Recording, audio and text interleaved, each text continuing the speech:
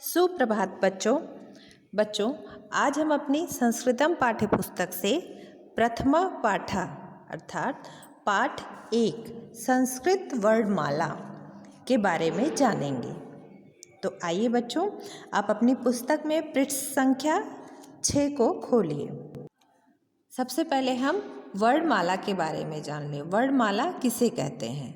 वर्णमाला 2 शब्दों से मिलकर बना है, वर्ण धन माला। वर्णमाला वर्णों के व्यवस्थित समूह को हम वर्णमाला कहते हैं, या वर्ण वह छोटी से छोटी ध्वनि है जिसके टुकड़े नहीं हो सकते।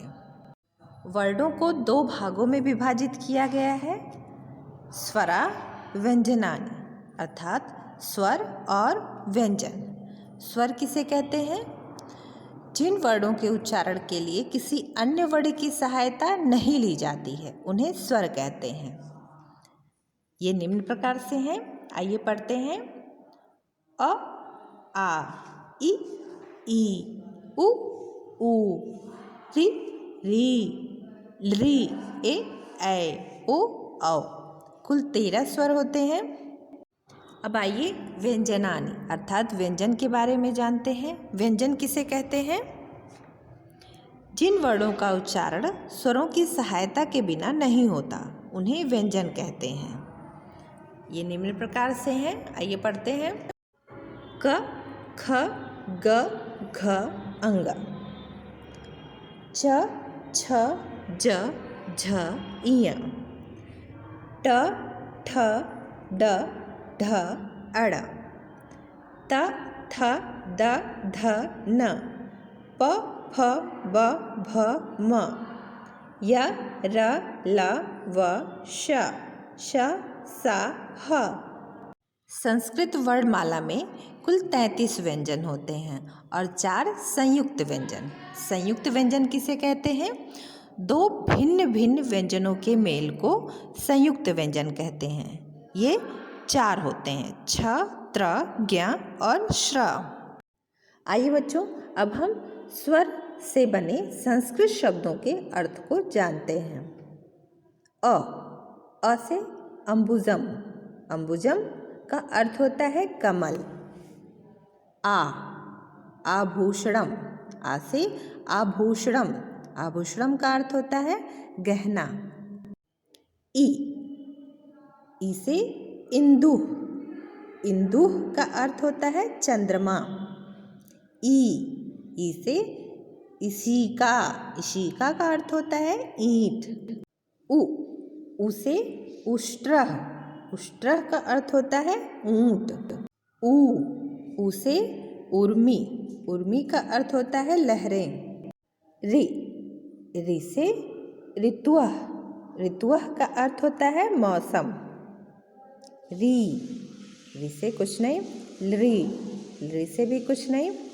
ए से एड़का, एड़का से एड़का का अर्थ भेड़। ऐसे इंद्र जालिका, इंद्र जालिका का अर्थ होता है जादूगर। अगला है ओ से ओदनम, ओदनम अर्थात चावल। औ से औड़ुपी, औड़ुपी का अर्थ होता है नाव। बच्चों, ये स्वरों से बने शब्द थे। अब आइए हम व्यंजनों से बने शब्दों को पढ़ते हैं। क से कपोता, कपोता का अर्थ होता है कबूतर।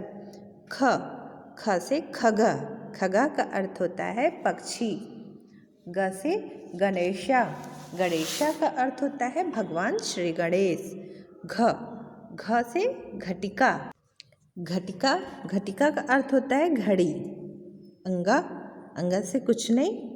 अब आइए हम अगला पढ़ते हैं। च से चक्रम, चक्रम का अर्थ होता है पहिया।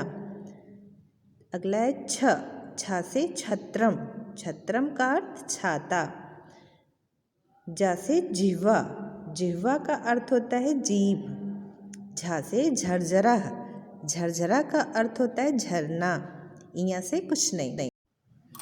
ट से टंकिका, टंकिका का अर्थ होता है कुल्हाड़ी। ठ से ठक्का, ठक्का का अर्थ होता है सौदागर। ड, डा से डायनम, डायनम का अर्थ पालकी। ढ, ढा से ढक्का, ढक्का का अर्थ होता है ढोल। अड़ा से कुछ नहीं। त, ता से तुला, तुला का अर्थ तराजू। थ, था से थलम, थलम का अर्थ जमीन। द, दा से दरदुरह, दरदुरह का अर्थ होता है मेंढक। अगला है ध, ध से ध्वजम, ध्वजम को हिंदी में कहते हैं झंडा। न, न से नकुला, नकुला अर्थात नेवला। प, प से पिकह, पिकह का अर्थ होता है कोयल। फ से फलम, फलम का अर्थ फल। ब, ब से बिडाला, बिडाला का अर्थ होता है बिल्ली। भ, भ से भूपति, भूपति का अर्थ होता है राजा। अगला है म, म से मोदकम, मोदकम का अर्थ लड्डू।